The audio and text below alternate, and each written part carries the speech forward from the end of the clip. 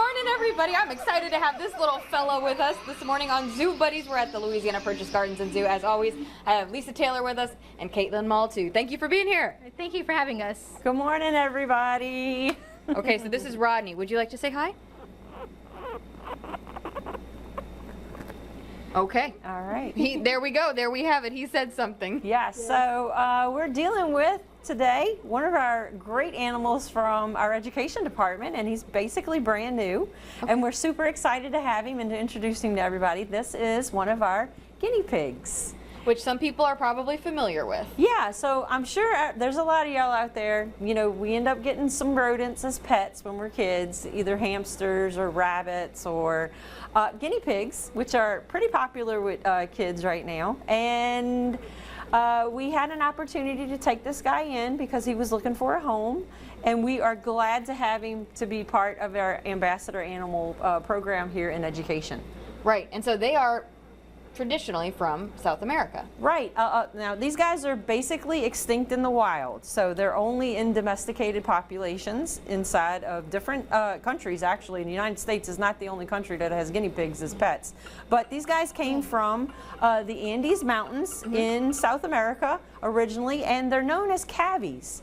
They are not known as guinea pigs over there. In fact, they're not even related to guinea pigs whatsoever. Okay. They are in, like I said, the rodent family. And so that would be traditionally another type of that species we've done before, right? The Patagonian cavy? Yes. And like these guys, they look totally different than the cavy in the sense of their size. But, you know, they have this beautiful little round body. I say round, it's kind of oblong. They do not have tails. And, you know, one of the main things about rodents and being in that family is their teeth continuously grow. So they got to have lots of things to chew on, and you know, their fur can vary in different colors. There's actually 13 different colors that it can come in. Okay. Males are typically bigger than females. They are very highly social animals, and so they do like to have a partner. Here the zookeepers are his partners out there, and actually he's next door to the skunk, and they're kind of buddies in the education building. And you know, these guys, they communicate with different sounds. Rodney's over here making a cute little communication of friendliness, like, hey everybody, you know, I'm a good guy and I'm going to teach all about rodents and cool things about animals that come from South America.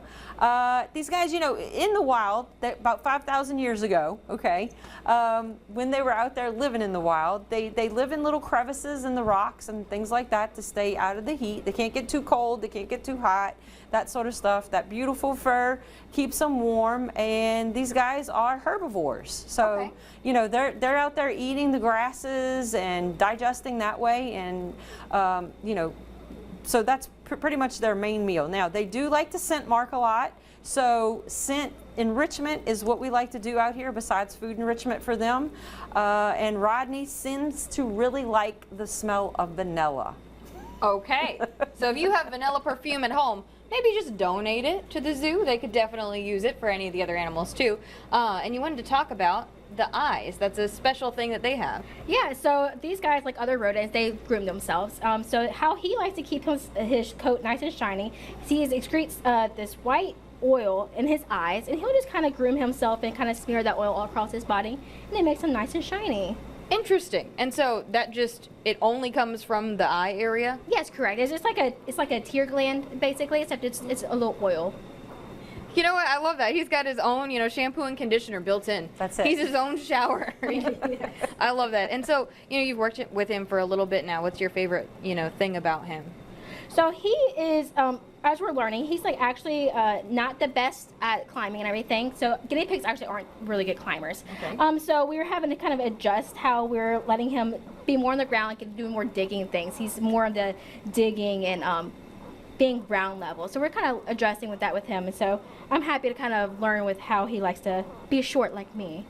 I feel that. I feel that. You know what? I like to be on the ground too. I don't want to be climbing trees if I don't have to. Yes. And then the coolest part about him, education building wise, that means that you can request to see this guy and learn more about him, right? You are right. So, you know, you can request him for birthday parties. Yes. You can request him on outreaches, and you might even see the education curator walking Rodney through the zoo. So if you do see him, be sure to ask some cool questions about him, and I'm sure you will be able to touch him and feel how silky smooth that fur really is. Very, very smooth. Can attest to that. Thank you guys so much for being here. We're going to have more details about this guy on our website, RodneyKanoe.com, after the show.